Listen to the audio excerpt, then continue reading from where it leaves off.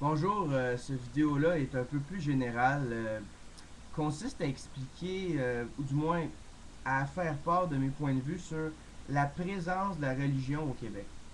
Ben, comme on le sait, depuis une cinquantaine d'années, on a délaissé petit à petit l'emprise de la religion catholique au Québec. Moi, je me souviens très bien des histoires de mes grands-parents que le curé disait voter libéral ou ben là, madame, faut que vous tombiez enceinte encore. Tu sais, c'est la religion qui le dit et il l'appliquait à cette lettre, à la lettre, ce texte-là.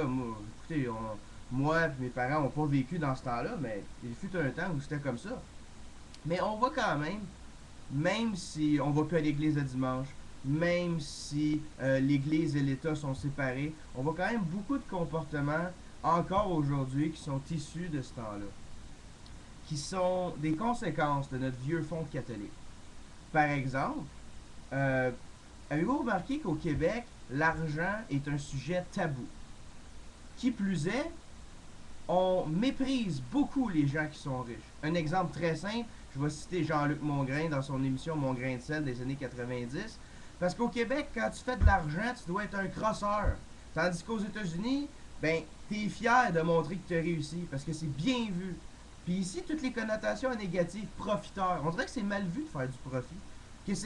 Que c'est mal vu d'avoir bien réussi. Non, il faut faire vœu de pauvreté, comme le catholicisme nous le disait à l'époque. Ouais, faire vœu de pauvreté, euh, vivre dans vivre modestement, ne pas chercher à aller trop loin parce que.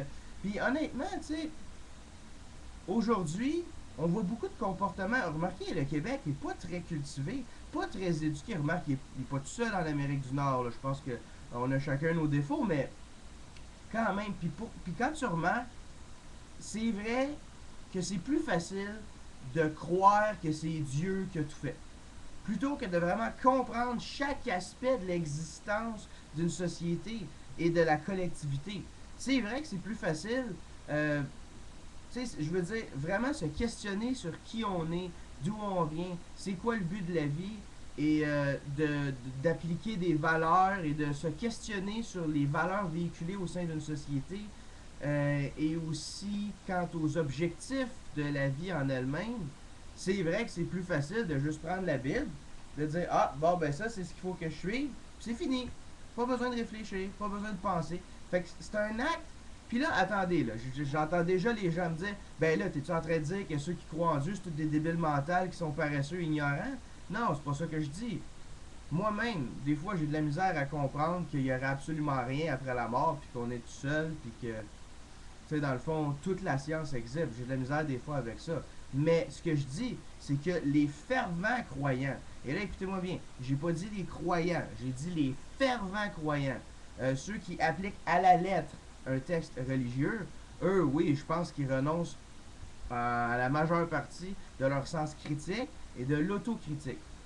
Ils doutent pas. Je peux pas douter parce que c'est un acte de foi, c'est un acte. Un fervent croyant, c'est un peu un acte de démission intellectuelle.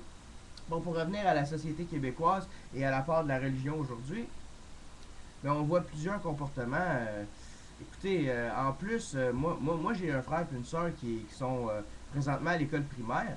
Et il y a le cours qui s'appelle Éthique et culture religieuse, qui est en fait un cours pour initier les jeunes.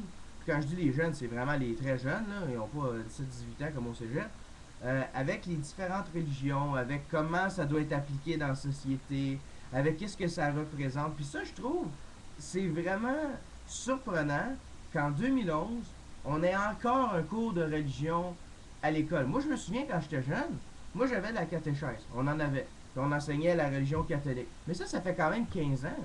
Puis mes parents, eux, ça fait 35 ans, puis eux autres, il y avait la cour de catéchèse aussi, mais je veux dire, aujourd'hui, moi je me souviens quand j'étais jeune, ça commençait à faire débat. On commençait à voir la morale, puis plus de gens allaient vers la morale. Que je trouve qui est quand même mieux. Mais je veux dire, avec la réforme scolaire, on se manque qu'on enseigne, on se plaint qu'on manque de temps pour enseigner les mathématiques, pour enseigner le français, pour enseigner l'anglais, pour enseigner les matières de base. Et on score épouvantablement mauvais au Québec comparativement aux autres provinces. En ce qui a trait aux mathématiques, on ne peut pas comparer les langues parce que c'est pas la même, mais je veux dire, au niveau des aptitudes, au niveau des compétences mentales, ça va pas bien, là.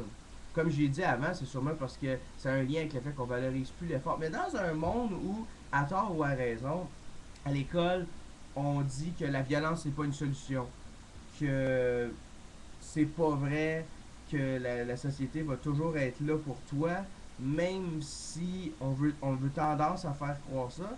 Dans un monde où on essaye d'apprendre aux jeunes qu'il faut réfléchir avant d'agir, comment on peut enseigner les cours de religion? Moi, ça, je comprends pas ça. Non, j'ai vraiment de la difficulté avec ça. La religion, c'est un acte de foi. C'est pas un acte de réflexion. Tu prends le livre et tu l'appliques en théorie, tu l'appliques à la lettre. Je comprends pas comment on peut, d'un bord, dire des choses et de l'autre, faire d'autres choses. Ça, c'est des demi-mesures qui ont, à mon point de vue, aucun bon sens.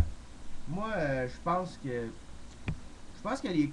ça devrait être à la famille de s'occuper de ça. J'ai rien contre quelqu'un qui veut excusez-moi, qui veut imprégner des valeurs religieuses à son enfant.